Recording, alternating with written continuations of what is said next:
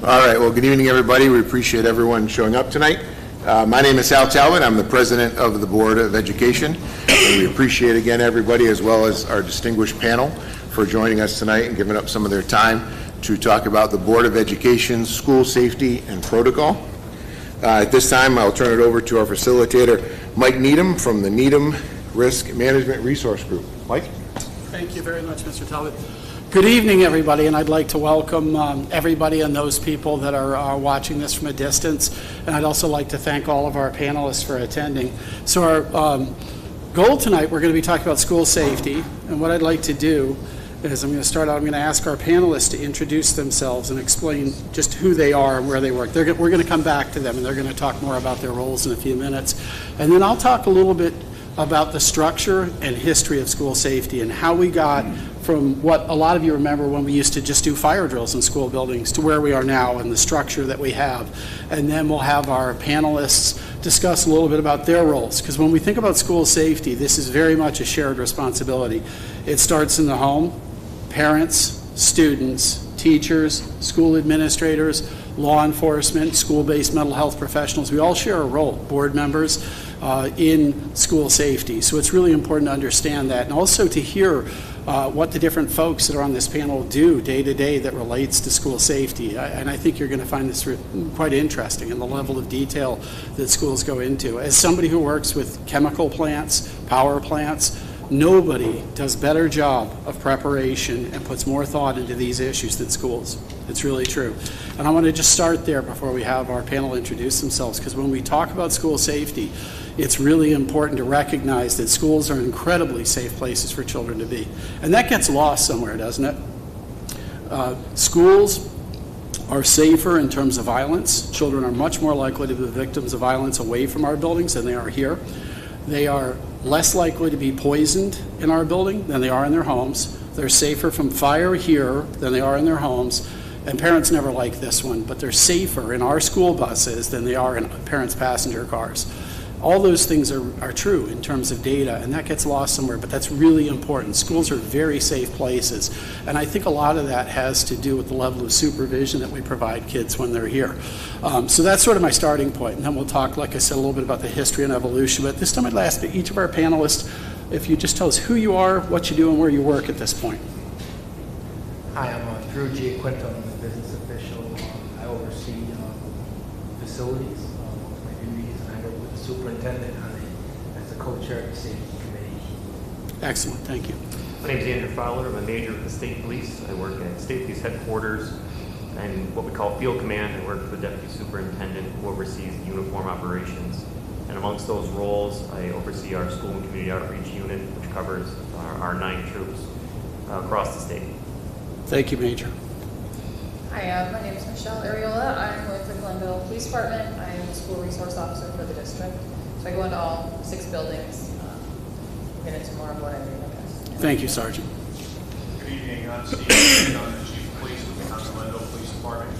I've been with the town of Glenville for about 28 years now. I've been in law enforcement for 35 years. And this school and Burn Hill School District are one of our most put a lot of time and effort into getting the school resources back into the buildings, and I think it's been very successful. And I hope that the community in the school is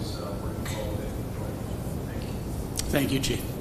I'm Adam Hopfinger, the Chief of Police in the Village of Scotia. I've been with the Village of Scotia for 17 years, a police officer for 20 and 23 years in law enforcement. New to Scotia as the Chief, but in charge of police operations for the Village of Scotia. Thanks, Chief. Jeremy Acker. I'm a school resource officer with the Village of Scotia Police Department, and I work hand in hand with Sergeant Ariel every day throughout the district. Thank you, Officer. Hal Talbot, President of the Board of Education. Thank you, Mr. President. Susan Sports, Superintendent. Thank you. All right, so with that, we're going to come back and talk a little bit more, but I just wanted to share a little bit about the structure, and so people have the opportunity to hear the state, which a lot of what we do comes from the State Education Department and Safe Schools New York, our approach to safety and how that's evolved, and then we'll come back and talk to our panelists a little bit. But I've been involved in school safety and security for about 35 years, and when I started in this business, what we really did in schools, we're very focused on fire, which is important. When you put a lot of people in one place in a building, fire is one of the most important exposures that we have. And I think everybody here has probably experienced that. Anybody who's been to school, whether it's private or public, you did fire drills. You did 12 to 14 fire drills a year, and we spent a lot of time in engineering planning for fire because of our history. We used to lose students and people in fires and buildings, and we've really turned that around in New York State. The way we build our buildings, the way we drill, the way we perform has really changed that. So we've done a very good job in that respect. And some of you may have also experienced other forms of drills. Depending on where you lived, you may have seen tornado drills or civil defense drills. We climbed under our desks because we were worried about somebody dropping bombs on us. And so that was in place for a long time, and that really started to change with the advent of these tragic active assailant situations like Columbine. And what happened there is we realized that our process in schools really wasn't effective. You can't pull a fire alarm if somebody comes into a building to shoot at people. And so we had to change in schools and develop process to deal with that, along with a bunch of other hazards, and I'll come back to that in just a moment. And law enforcement with schools has really evolved that process, so we're very dovetailed in terms of what we do as a school and how law enforcement interacts with us in those situations. And so that was a big evolution. And the New York State promulgated legislation called Schools Against Violence in Education. And that's really where a lot of our guidance comes from in terms of school safety as it relates to response. School districts have a district-wide team. The membership of that is required. It's listed. These are people that we have to have, multidisciplinary team, and they oversee the district-wide plan. So you're really thinking more of the district level, the initiatives that we have, things that are germane to the district, and those are public documents, by the way.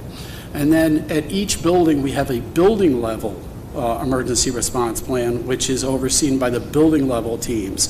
And these documents are really where the meat is, like when we're thinking about response actions and things like that. And these are not public documents, by the way. They can't be shared. They're only available to law enforcement for obvious reasons. And then with that, we evolved a process of drilling, which has changed. For our parents, when you see children coming home and they've been involved in a drill, we do fire drills, we still do those, but we've also added security drills, lockdown drills, and things like that. And one of the changes going into this year, you may have noticed you're getting notified now, hey, we're going to do this drill. Maybe not exactly the time, but roughly when we're going to be doing that. And the idea behind that from the state was that it's important that parents have an opportunity to talk to their students about what that is, and so they can participate in this process around safety and why the school does it. We've also changed, there's a prohibition now in New York State public schools. We're not allowed to engage in trauma-inducing drills. In other words, when nobody's brandishing weapons or pretending to shoot in the buildings and things like that. Because what we're really trying to do with our drilling is create muscle memory so that people react properly if we do have a problem, not scare people. That's not the goal. And so our whole idea of drilling over time has changed. And at the classroom level, we now have a very evolved process of what we call a SHELL guide, which is an acronym for shelter in place, hold in place, evacuate, lockout, and lockdown. And those are the procedures that we use in schools. So that's a big jump from where we used to be with just fire drills. And those are called in different ways. And I'm going to talk about those generically. I can't go into specific detail about a couple of them, but I can talk to you about generally how they work. Like we think about, we said, okay, if I have a fire, I need to get everybody out of here. We're using the fire drill. But we also have another process that's given to us through that system where we have an alternate method of evacuating staff and students in the building in an emergency, even if we didn't have a fire alarm system. And then we have our shelter in place if we had, for example, a weather emergency that threatened the building. Because if you think about that for a moment, if we had a tornado or an earthquake right now, where do we want to be in this building and where don't we want to be? We don't want to be here. Everybody agree with that? This would be a terrible place to be. There's no structural integrity in this room. We're really thinking, what are the stronger areas of the school building? And so that's the consideration we've given, where there's a lot of wall structure, because we're going to put people in those locations. We also use that process if there's chemical release outside, where we're not certain if we should go out yet. We're going to kind of shelter in place for a moment, and we're talking to the fire department and working through that. And then we have a hold in place. And the hold in place is really a management tool to keep staff and students in the areas like their classrooms, usually in not true crisis situations. So if your student comes home and says, we had a hold in place, that's not anything to be really concerned about. That could mean we had a pipe break out in the hallway, and we don't want people in the hallway.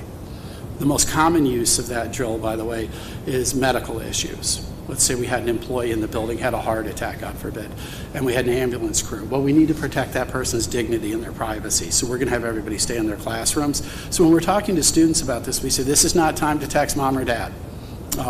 This is just, we need everybody to be in one place for a moment. So this is nothing scary. And then we also have ones that relate more to violence, like lockout and lockdown. And a good way of thinking about those for me is what you do in your home. If it's very similar, and because the school approaches safety and security that way. The legal duty to which we're held is to act as a reasonable and prudent parent would, which is a very high standard. I'm a parent of 4 children. I can act as imprudently and unreasonably as I want to. The school can't. And so this standard is very similar in our approach to the way we think about safety. So for example, if I called you up and I said, I'm your neighbor, and I'm looking in your yard and I can see your children are playing, and there's this sketchy looking person across the street, I think most of us would be pretty concerned about that. So we're going to go out and get our children, bring them in the house, probably going to lock our doors, and we're probably going to call law enforcement, depending on the situation. So that's very much the way you could think about a lockout. And then if I called you and I said, I'm your neighbor and I'm looking at your house right now, I know your family's home and I can see somebody's trying to break into your house. There's a guy breaking into your house through the window right now. That's a very different response, isn't it? We're going, oh my God, I need to get my family into a place where I can lock up, close, protect them, and then we need law enforcement.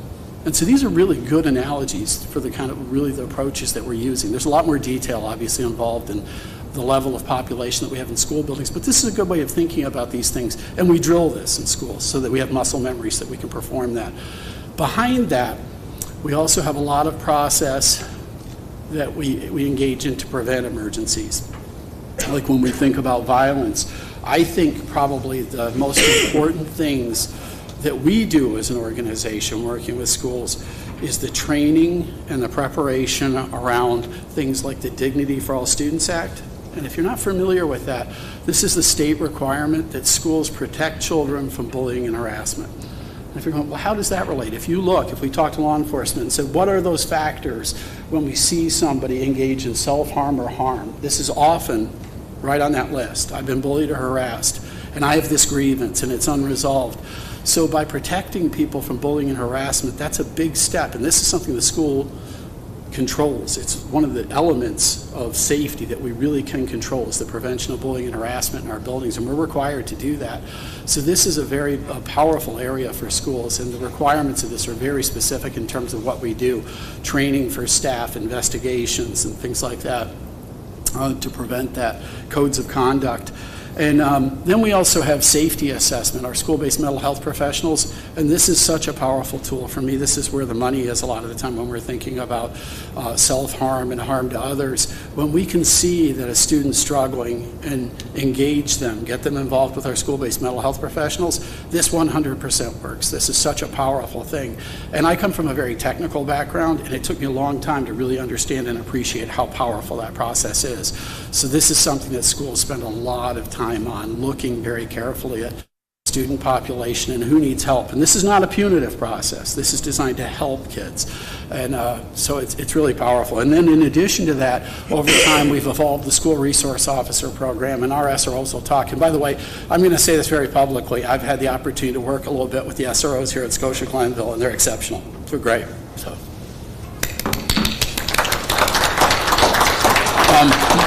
Lots of misunderstandings, I think, about that program. I've always, for me, and I'd welcome if anybody feels differently, but the power of the SROs is the relationships they build with students. I can't tell you how often we've had schools where a student will come to an SRO before anybody else in the school community. They go to the SRO and say, I'm really concerned about what's going on.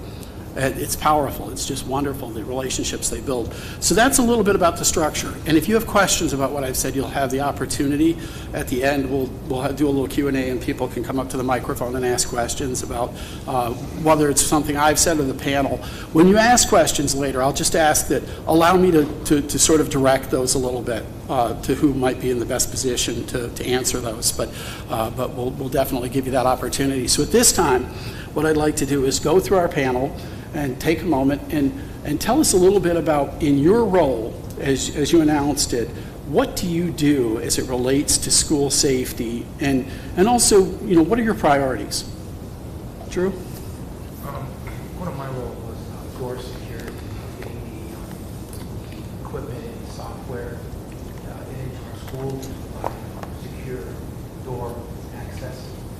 I kind of provide the resources, work with law enforcement, work with my administrators to see what we need to make sure we provide a safe working environment for our students. Fantastic. For the past 5 years in my role as various ranks, I've sat on the Governor's New York State School Safety Improvement Team, which is a monthly team that we meet monthly and discuss various issues that are occurring across the nation and as well as the state. We discuss building level emergency response plans, changes that need to be made to them, changes that are coming along in codes as well as education law and commissioner regulations. Our primary role with the state police is that we are charged by education law to take in all of the building level emergency response plans across the state, and there's over 3,000 public schools in New York State that we take in. We take in those plans, we process them, and we enter them into a confidential controlled access portal that allows all law enforcement in New York State to access them mobilely. Like you mentioned, the plans are confidential, so they're law enforcement sensitive. So that limits who can control or who can view the plans and the information that's contained in them. We also take in the plans for every BOCES campus as well as every New York City public school. However, New York City works a little differently. They have their own operations down there, so we're not relied upon to vet their plans, but they are required by law to submit them to us. In addition to that, we have 9 troopers currently that are assigned as school and community outreach coordinators, and they meet with their schools in each of their troops, which are regional across the state. They do anything from threat assessment for a school to multiple presentations about drugs, bullying, cyberbullying, any number of topics. They also help schools with their building level emergency response plans, as those have evolved over time. When this first started, some of those plans were pretty rough, and there wasn't a lot of buy-in from the schools. They saw it as just another administrative task that they had to do. But I think events that have occurred across the nation, they've learned that these plans are very important. Any law enforcement official who's going to be responding to a school is going to use this plan to effectively, efficiently, and hopefully quickly assist in whatever emergency is going on. So those are my basic roles. Not my only roles, but that's when it comes to school safety, that's my primary responsibility. And Major, if I could ask, what do you see as emerging trends or concerns related to school safety? Like, we hear building administrators talking about things like artificial intelligence being misused, and we've seen that. The biggest issue I would, and I'm sure everybody in the panel can, is hoax that we've had fake, and it's usually done AI generated from another country, bomb threats to schools, and that's just to disrupt schools. But everyone is treated as if it's real. You can never not treat it as if it's real. But it's a huge disruption to every school building, every school district, every student. And those have been the biggest in the past year. I would say that's what we've seen the biggest uptick in is, whether it's a threat of violence at a school, whether it's a bomb threat, but the hoaxes have seemed to be taking a lot of energy from local law enforcement, federal law enforcement, state law enforcement. A ton of resources and personnel go into each and every one. And they're tough to track down. It's a very sophisticated operation that's running. Thank you. Sergeant? So I get this question a lot when folks find out that you're a school resource officer. They ask, what do you do?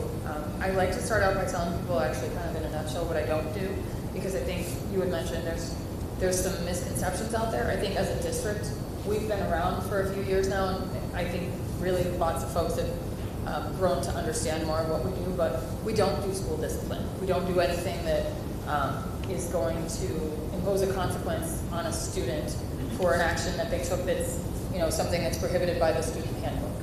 That is not that's not our lane at all. When we first came into the schools, I know I heard some chatter from the kids. They're going to arrest us if we say a bad word in the hallway or if we skip class, and we really don't. And as I think both departments, we've grown to understand the SRO is primarily not the person. If ever there is criminal activity and a student needs to be arrested, we try very hard to make sure that it's not us, if at all possible, that affects that arrest, because we're dealing with the students on a regular basis. We have a good rapport built with most folks, I would say. I can't think of any that I don't. But most folks trust us more than some other folks, more than other police officers that they've come across, because they start to get to know us. We really break down what we do in 3 categories. We call it the SRO triad. This is something that we learn about when we go through the basic training course for SROs, but we break it down as law enforcement. So our priority being safety, that's our number one thing. We're there as a law enforcement officer all the time, but we also were there as a law-related counselor, not to give legal advice, but to talk to people about things that maybe they've had experiences with police in their home, and it was at their worst moment. And then we're there to actually help them kind of process that. Maybe it was the only interaction they've ever had with police, and now here's a nice police officer. They don't really know what to do with that. So we can deal with those types of small crises, if you will. We do a lot of crisis de-escalation, crisis in intervening, and we offer things that sometimes we can connect the dots for a network of things that are outside of the school, but it starts while we're there with them. So if we respond to a patrol call, we're there for maybe 5 minutes. We see sometimes the worst of what those folks have going on.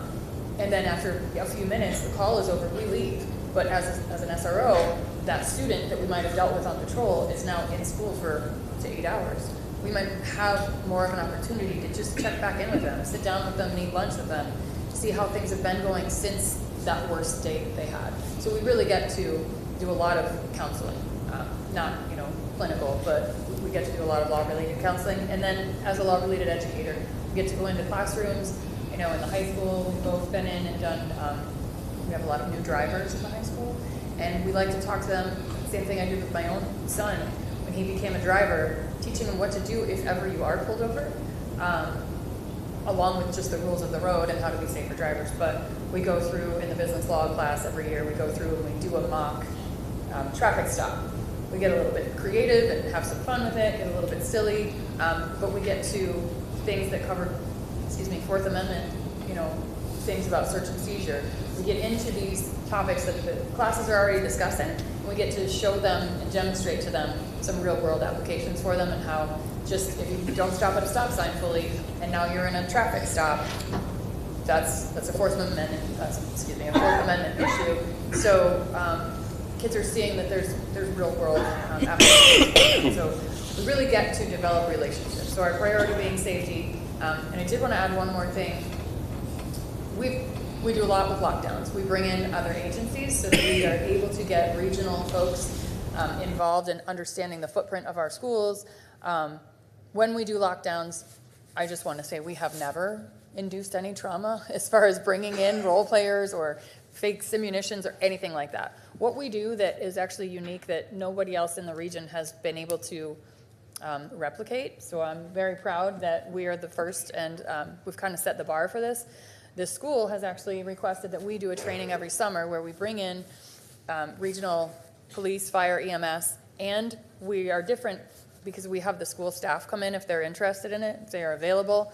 And we do a 2-day training where it's all about school safety and active attacks and prevention of that. We separate some, we do some medical stuff, we do some law enforcement tactical rehearsals, and on day 2, there are no students in the building. We do introduce things like scenario-based training, and we have simunition types of tools that we're using. We're fully prepared to have folks understand that it's a little bit scary. We don't want to induce trauma with anybody, but we have never done this with students. We never would do this with students around.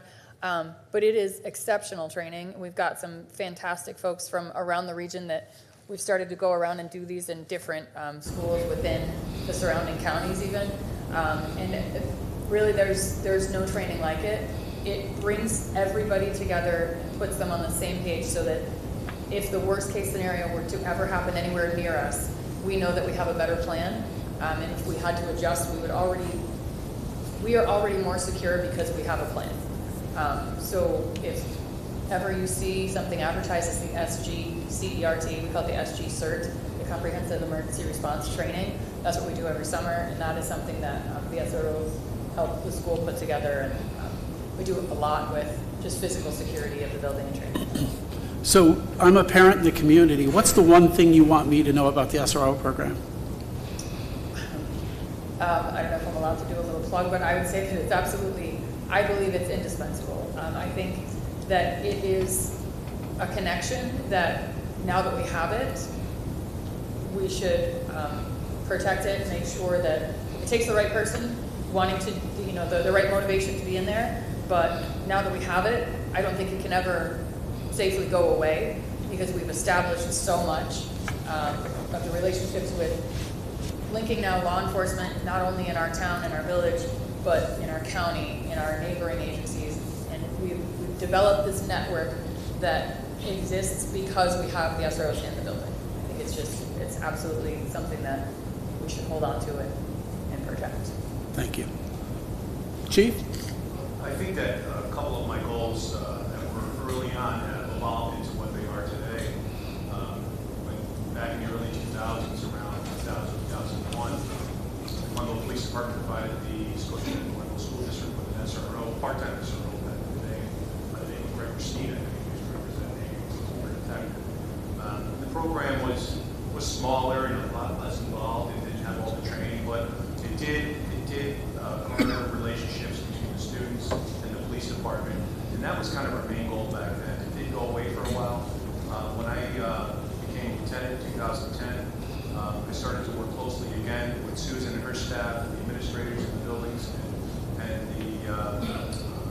the school board to have police officers from Glenville get back on health and safety committees, which was a great way to start the conversation again about school resource officers. So it was my goal and objective to get the school resource officers back into the districts. The school was very open to listen to what the plan was. The school was very open, and if I could back up just a little bit, if any of you remember, we received a mandate from the governor's office back in, I believe it was 2020, for police reform. And part of police reform, when we met with stakeholders in the community, one of the parts of that was to get community members more involved with the police department, to see what we did, to get involved with the youth of the community. And I said, there's no better way to get back involved with the youth in the community than to create the school resource officers again. And I think that was something that pushed us forward. It was something that when we talked to the schools about it, they were very open. And I think it was very important too, to go on what Michelle just said, is you really have to have the right person in the schools. Not to talk about any other departments, but in Glenville, we had 6 members of the Glenville, we have 26 officer police department. We had 6 members of the police department put in for the school resource officers. So that's a lot for a small department to want to be school resource officers. And I have to say that I think Scotia-Glenville got the best. And I would agree. Yeah, so, you know, that's something that we wanted to make sure that it wasn't just a decision based on who I thought I would put in. It wasn't based on seniority. It wasn't based on those certain things. It was based on what the school was looking for and what the school needed. And I took what they wanted, and we moved forward with Michelle, and it's been a great success ever since. So now it's evolved into, how do we keep it whole? How do we keep it staffed? How do we keep it funded? How do we keep the training up to date? Making sure that these things are in place. And one other thing that I think is very big about, as myself as the chief of police, I mean, I'm a department head, but I don't have the ability to hire. Okay, the town board has the ability to hire. I can make recommendations as to what we need for staffing, for our budgets, put our budgets to the town board. I think what's important is that Glenville as a community, Glenville as a town board, for the past 3 to 4 years, has been over the top supportive of the program, and therefore has always wanted to make sure that we have the right person, always wanted to make sure that we have the right amount of staffing to keep that program in place. So it's very important for me to say that we've had support from the previous town supervisor, now Bob Kirkham as the new acting town supervisor, a lot of support from Glenville Town Board to keep this in place. So it's changing, but I think that we're on the right path. I'd like to see more SROs in the districts. Because I think there's a lot of work to do. And Michelle will concur with that. But we're definitely on the right path. So one question for you, Chief. I'm a parent of 4, community member. What is it that I can do as a parent and a community member to decrease the possibility of violence in schools or in the community? What can I do? Decrease the amount of violence in the community? To prevent it? That's a great question. I think that one thing that we've seen, I think Major spoke about those threats, those threats that aren't real, is either the power or how detrimental social media is. And I think it's been a real thorn in our side from time to time. We know it's good, we know it's a way to connect, but it's also been used in very detrimental ways to cause fear and anxiety in schools. We can handle the violence. We know where that's at. We see where that's at. We can attack it head on. But the fake posts, the social media, things that go back and forth and not be done. Listen, when I was in school, the major threat in the school was when you walked into the bathroom and on the wall of the stall it said there's a bomb. Well, we all knew that somebody from inside the school wrote that there's a bomb in the building with a pencil, right? Now when you get something on social media and you're looking at your Snapchat or your Facebook, your Instagram, you have no idea where that came from. So it's much harder to investigate those. So I think it's really important for, as a parent, to talk about the dangers, but also talk about how that can create such a terrible situation in the district and the students, the staff, the police, and it can go to the federal levels. So I think social media is one thing that really needs to be talked about. Thank you. Chief? It's an honor to speak with you today about the efforts and dedication of our police department supporting the safety and well-being of our students, staff, and broader community, particularly within the Scotia-Glenville School District. As part of our commitment to school safety, we are proud to have a full-time school resource officer assigned to the Scotia-Glenville School District. This officer works diligently not only to fulfill their regular 40-hour work week, but also to attend extracurricular events requested, ensuring that our schools remain as a safe space for students both during and after school hours. Through a mutual aid agreement with the town of Glenville and with the authorization of the town police department, our school resource officer is available to assist in any of the district buildings outside the village of Scotia, particularly in cases when their own school resource officer is unavailable. I will leave it to the SRO to speak more specifically about the duties they perform within the school itself. Michelle obviously already spoke to that a lot. I'd like to take a moment to acknowledge the valuable relationship between our officers and the SRO. While the SRO's primary duties are within the school, we make it a point to work closely with them, keeping each other informed about incidents that may involve students outside school hours. Similarly, the SRO keeps us updated about potential issues inside the school that may continue to develop off campus. This ongoing communication strengthens our abilities to address and resolve issues in a proactive manner.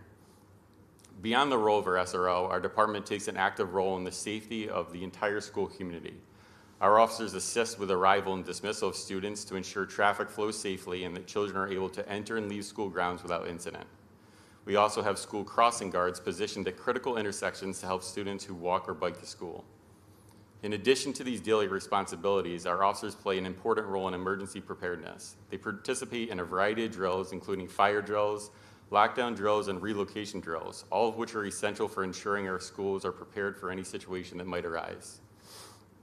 We also focus on traffic safety. Our department responds to citizen concerns regarding traffic in and around schools by assigning officers to conduct targeted traffic enforcement. The Scotia Traffic Safety Committee, which meets regularly, discusses these issues and works to implement changes that improve safety. This has included improvements like the installation of new signs and changes to traffic patterns. Furthermore, every year our officers attend active attack drills sponsored by police agencies within Schenectady County. Many of our officers are also certified in Alert Level 1 and Active Attack Integrated Response Training, ensuring they are well prepared to respond to any threat swiftly and effectively. On a personal note, I would like to emphasize the strength of our relationships with the school community. Our mayor, who is the past school board president, has a long-standing and positive working relationship with the school district. As for me, I've had the privilege of working in the Village of Scotia for the past 17 years, during which time I've collaborated closely with the superintendent and principals of the elementary schools here.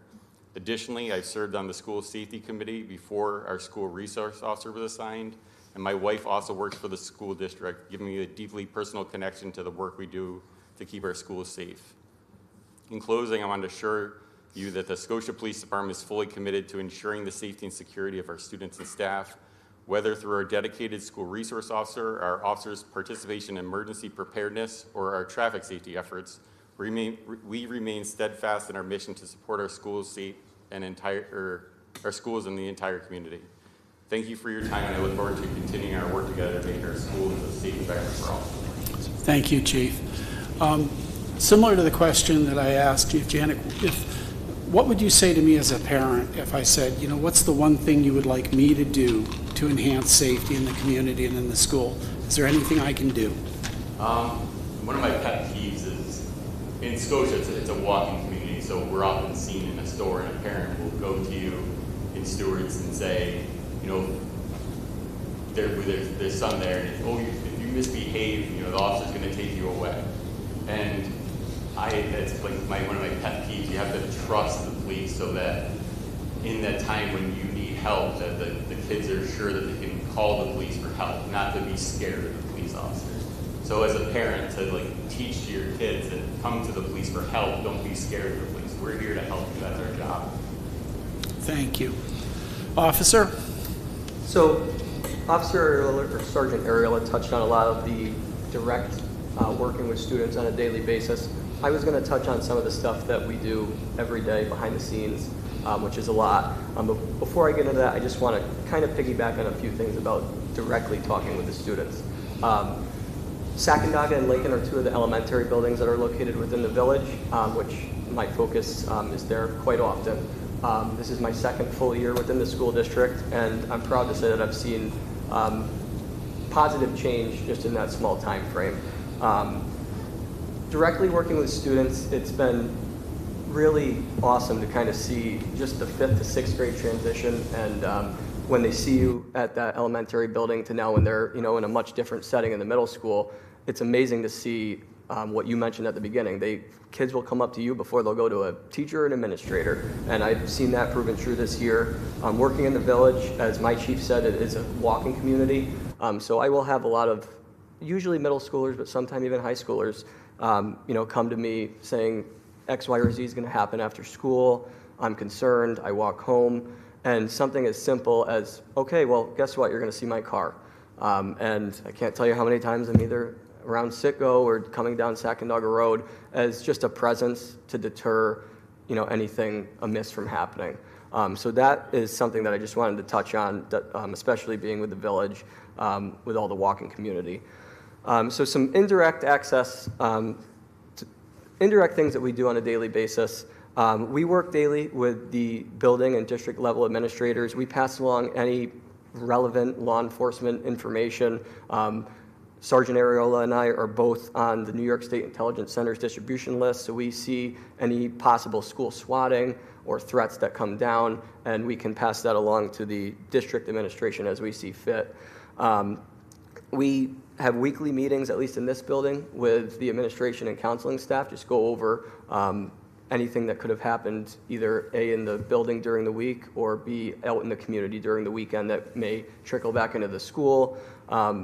I can't tell you how many times teachers have came to either of us, you know, Johnny's having a bad, any idea something happened over the weekend?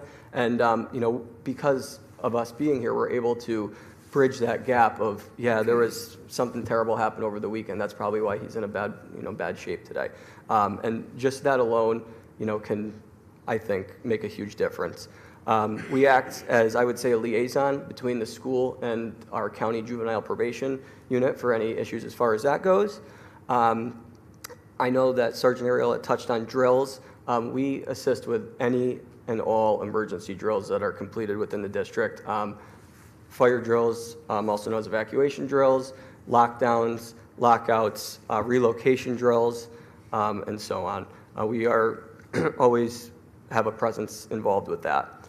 We are typically at any large gathering or event that the district holds, whether that be during the school day or an after-school event, extracurricular activity.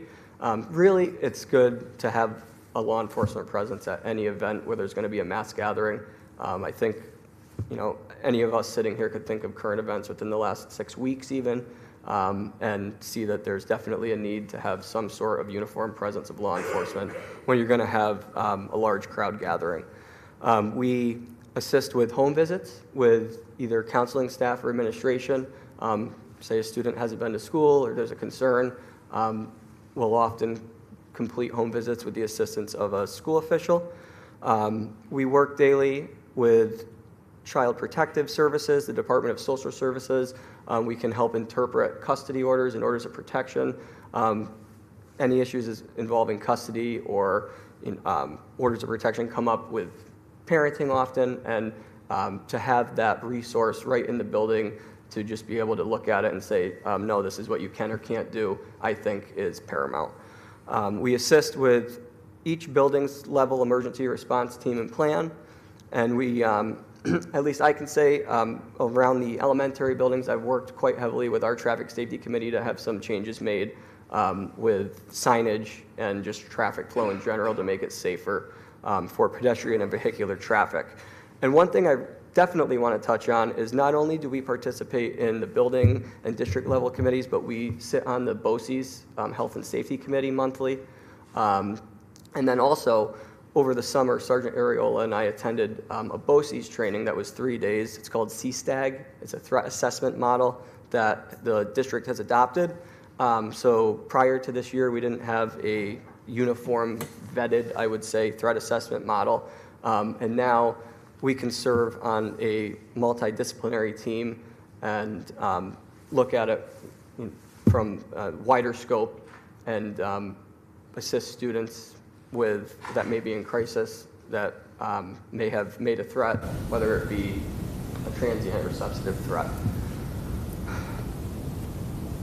And as far as that's all I have. Thank you very much. Thank you. It's a lot. What's your favorite part of being a school resource officer? Being able to talk with the kids every day. It's really interesting for me because I actually graduated from this district 10 years ago. And to, Chief Janik's point, that really was all there was as far as threats go back. And I remember it was writing on a bathroom stall with a pencil that there's a bomb. And even 10 years ago, if there was a Glenville police car outside of that high school, the talk of the hallway was, what's going on? And now it's quite the opposite. Now it's, oh, one of us are here. So I think that it's just a privilege to be able to work in the same school district that I graduated from and to be able to have the students. I wish I was able to have the relationship and rapport with the police that the students now are able to have with us. And I think it's awesome. Excellent. Thank you. Thank you. Mr. Talbot? So the Board of Education's role in this is we set and we approve policies for the district to run by. Every 2 years, give or take, we have a capital project that's presented to the board that we ask questions. As Mr. Giaquinto said recently, the most recent one is about the vestibules in our school and safety for the doors, which is huge. The board approved that to go to the public. Obviously, the big role for the board is fiduciary, and part of that is our SRO program. When I ran 7 years ago, we didn't have an SRO. I sat right up here and mentioned that we needed one, and I've banged that every year since, and I still will do that. And I think back then it was obviously Supervisor Ketzley was here, Chief Janik, and we first got this with the town, and now we're continuing that with Supervisor Kirkman. And then the village came along. Mayor Bucciafera was a big part of that, so we appreciate that, and the people in the village. But that's a huge part of what the board does, is we get to oversee all this. We approve the budget that Susan and Mr. Giaquinto brings to us to bring out to the community. And safety is a big thing that every year we talk about it. Excellent. And what would you want community members and parents to know about school safety from the board's perspective? For me, it's, and I'll just speak for myself, there's 6 or 5 of my other board members here tonight, which I appreciate them coming tonight. Safety is a priority for our schools, especially with everything going on. 8 years ago, my son was a senior, junior, something in there, and we had a little bit of a threat. That was maybe one of the first big ones we had here, and there was like no communication. And I came to my first board meeting, I sat back there, it was a packed room, and I said, yeah, I'm gonna run for the board. And I did, because safety is important. And I would just ask everybody, just talk to your kids. That's it, just have a conversation with them. I coach youth football for a long time now, and I hear it all on the football field from my little players all the time about what happens in school. So I would just say, talk to your kids. Thank you. The superintendent? First of all, I have to say, I want to point out Mike and his organization have also worked in our district and done safety audits for us. So I feel like I'm surrounded by incredibly competent and capable people who understand safety in a way I don't. Because when I look at schools, what I want is for my kids to, and I consider them all my kids, to come to school every day and not think about safety. That they come to school and they see their friends and they go to classes and they get to do fun things and dress up like Jeremy for Halloween. And it is one of those things I feel we have to walk a very fine line between we are a school. Thank you for pointing out how safe schools are. And I want students to be able to come here and feel safe. I know we have this backbone that supports us and works very closely with us, but for the children who come here every day, I don't want them worrying about that piece of that. That's my job, is to worry about that. And to have this group of people who are more than willing to help me do that. And I would assure you that if they think I'm going in the wrong direction, they do not hesitate to tell me that. So tell us a little bit about the resources that the school has. If I'm a child, I'm struggling, what types of services, programming, people, professionals do we have available? Our schools have certainly social workers, school psychologists. We have a partnership with Saratoga Center for the Family, which provides counseling at both at all levels, K-12, which can also be family counseling through that resource. We have gifted teachers. I think sometimes people don't recognize how much counseling teachers do with their students, how much time they spend talking about ways we can solve problems, ways we can help each other, ways we can fix problems, which children need to learn. So I consider our whole community, right from the time a kid gets on the bus in the morning, that bus driver who's the first person who greets them, through classes, through our lunch times, very social people. I think about the middle school at lunchtime, this room vibrates. And it is that collective compassion for kids that's the most important thing. We certainly do try to stay current. Jeremy pointing out the CSTAG training that we've gone through here. But really, it has to start with caring, a caring community. And that's what I would want parents to do, is reinforce that we're a caring community, that people here want you to be successful and want you to enjoy being in school. Thank you. I've always thought one of the greatest challenges of school safety and security is this balance between educational culture and security. I've worked in what our professionals, law enforcement professionals, would call secure facilities, and that's not a place you would want to educate a child. So it's this balance that we strike between keeping people safe and also having a welcoming environment. It's a great challenge. It's a great challenge, and I think schools do a really good job of it. But anyways, I'd like to thank all of our panelists at this point. Thank you very much. And at this time, if people have questions, come on up to the microphone and we'll do our very best to answer you. I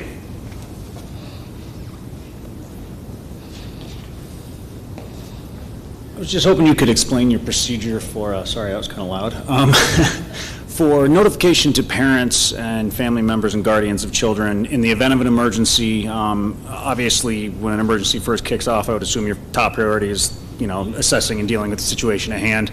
In the following time after the emergency starts or has been handled and completed, how does that work, time frame wise, method, that communication chain, how does that take place?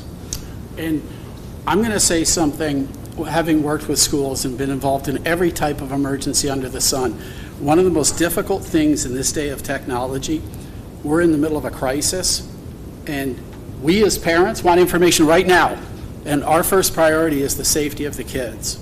It really is, and that's hard, because as parents, I want information right now. This is my kid we're talking about. And we're like, yes, but first we have to get the children safe, and then we'll give information. And I can say that because I'm not a school administrator. But the superintendent, what's your answer to that? It's a very difficult situation. Oftentimes, social media is putting out information before I've even had the opportunity to notify my board that we are facing something, that we're doing something. Our Power School breach last week is a perfect example. I am a believer that you don't put information out until you can put accurate information out. So I have heard from people in the community who have said to me, well, why did you wait so long? And I say to them, because I'm not willing to put incorrect information out. I need to know what's really happening.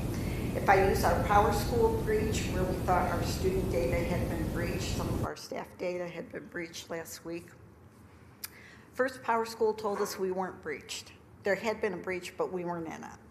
Then probably within 30 minutes, they came back and said, whoops, nope, your data was breached.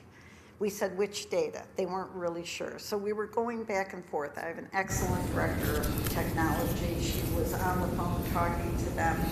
But if I had put out a note as soon as I heard we were breached, and then I had put out a note 30 minutes later that said, whoops, we weren't breached, and then before the day was out, turned out we were breached, so we wouldn't put out a third note.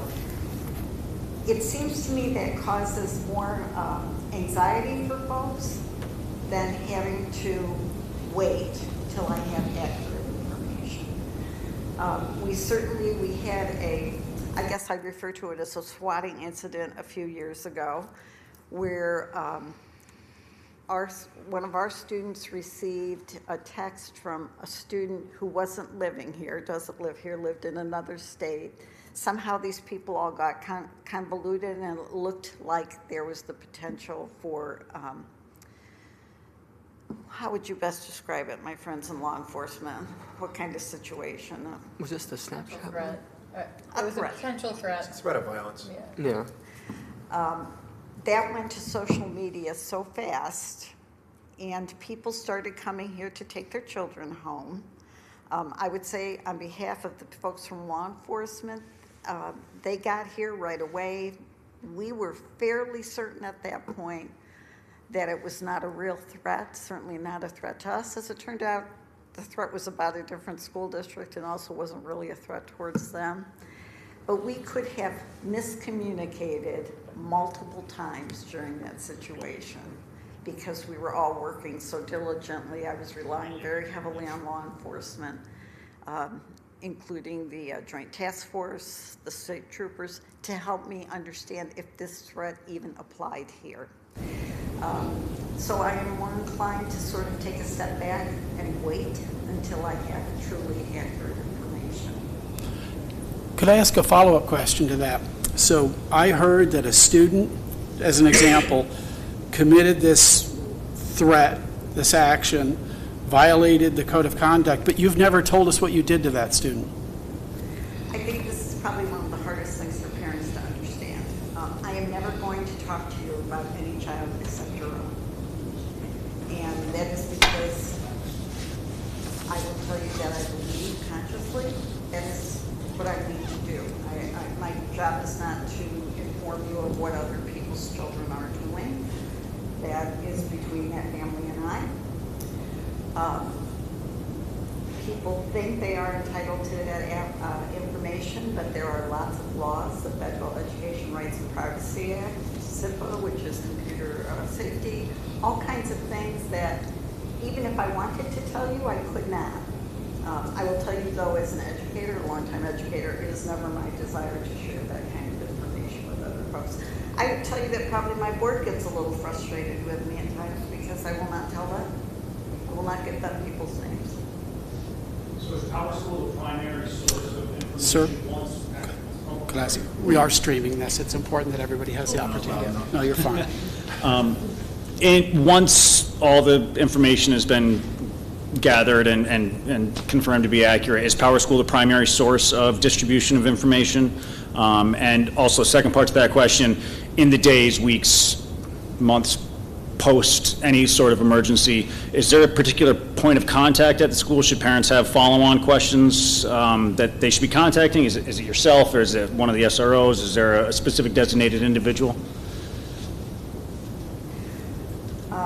I would tell you that Power School is our student information system. Our communication system with parents at this point, we can communicate over Power School. It's not, I don't consider it as real time as Parent Square is, which we shifted to on the phone. And I would also tell you we're going to change our student information system. We're going to something that's a bit more robust, which I think parents will like because of their ability to interact with it. If you have follow-up questions, I would encourage you to call my office, and I will share with you what I can. If it is about a specific situation in a building, so you think something happened at Glen Borden or Lincoln, you can certainly call that school's principal first. I'd encourage you to do that, but they may have to tell you that they can't share that information. So ultimately, I determine how much and what I can share. And I do know that's frustrating. Sometimes parents will say to me, I know that kid was in big trouble, and they're already back at school. How are they already back at school? You know, and people also think that we throw people out of school, we expel them. I want to tell you there's no such thing as expulsion from school. We do not expel people. That was long ago, far away, when we told kids just don't come back here. We are under obligation to provide an education to any student who presses our doorstep. That's what I love about public ed.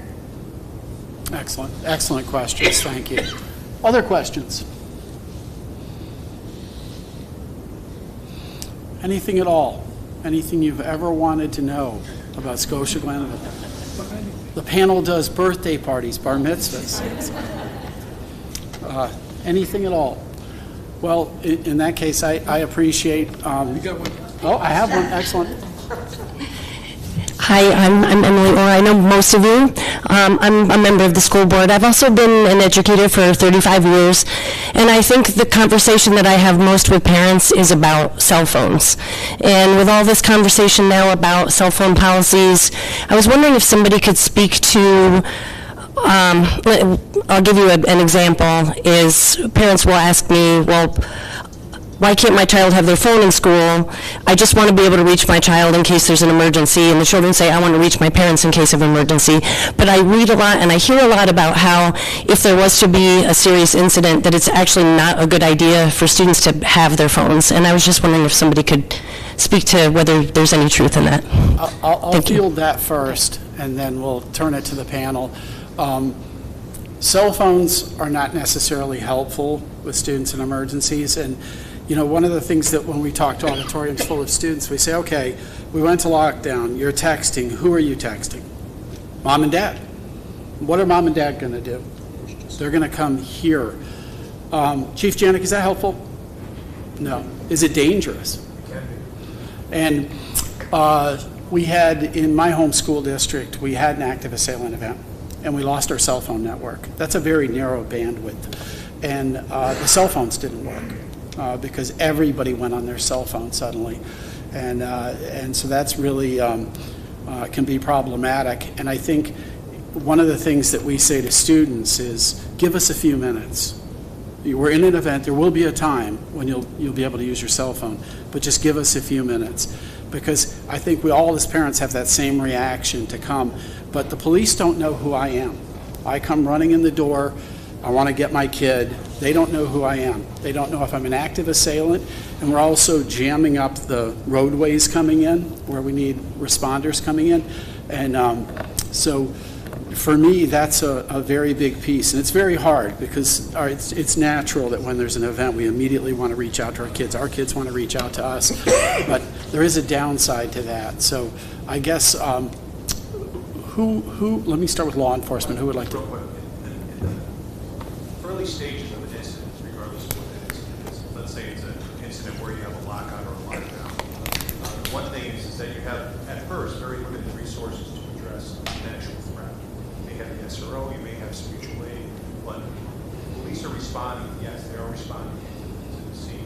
If calls are being made before police are being called, and you have that response of people coming to the front doors of the school to try to get to the kids, that creates a ton of confusion, but it also takes the resources of the actual threat, moves into address parents coming into the school who are obviously scared, nervous, looking for their kids, want answers right away.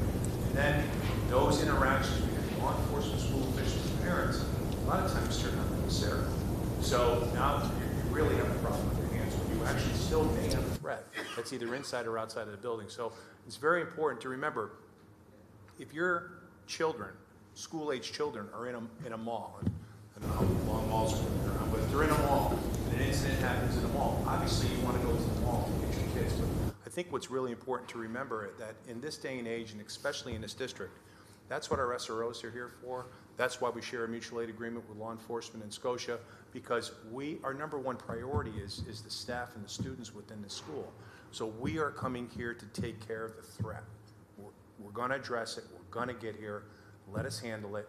And then let us break it down a little bit, get the information out properly, and then relocate kids, get them back with the parents in a kind of a method that works smoother than just people coming from all over just to get their kids. And believe me, I'm a parent, I'm a mother, I understand that there's, you want to have that cell phone to quickly communicate throughout the day. There's a lot of communication that goes on with your kids, but it really is about making things a little bit smoother so that we can react and don't get tied up. Thank you. Anybody else from law enforcement have any comments about this? Ms. Swartz, do you have a comment about cell phones? Can I say the bane of my existence? Truly, I understand, so I'll just back up. Students are so connected to their phones. I was having a conversation with Assistant Principal Fideli just this afternoon about a cell phone situation. A student who won't give up their cell phone, who's FaceTiming during class. Again, I want students to come and engage with their teachers and engage with each other. And I think that's best done face-to-face, not over your cell phone. And cell phones here have caused us problems.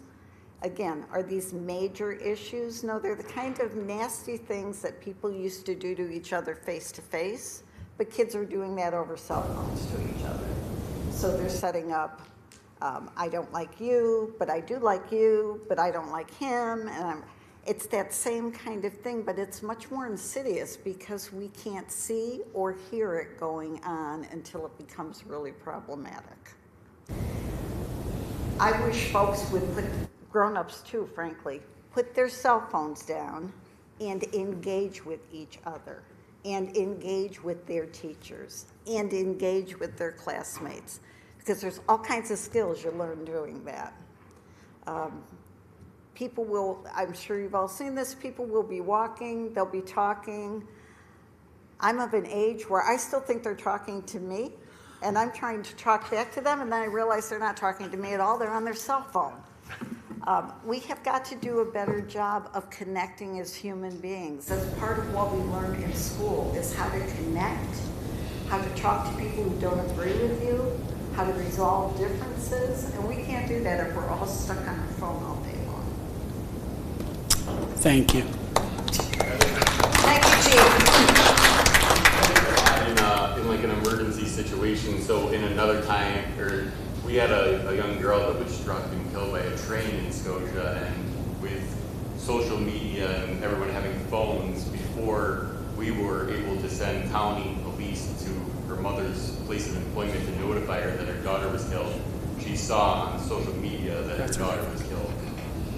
She was like very angry with me, and I couldn't blame her, and I just apologized, but that's the power of social media in an emergency situation, that it's not always a good thing to be notified of something over social media, and that having the cell phone technology in that case was detrimental to that family. Thank you, Chief. And we've also seen the other side of that, where a student sitting in a classroom finds out this tragic event that's occurred to a family member that's not filtered through the school administration, social workers, where it could have been delivered in a better way. And so, yeah, there's definitely, I guess technology has a lot of pros and also some cons, but there's a lot of discussion now in the governor's office, of course, related to this as well. So this may be taken out of the Board of Education's hands at some point. Other questions? We've had great questions. Concerns? Okay. Then once again, thank you to our panel. Thank you for your time coming out the evening. And I'd like to thank everybody who's attending. And I think anytime, because this is such an important topic, anytime people have questions about school safety, contact the district administration and ask. I think there's a lot of transparency here in Scotia-Glenville, and I'm heartened to hear all the great work that's going on. So I commend all of you. Thank you.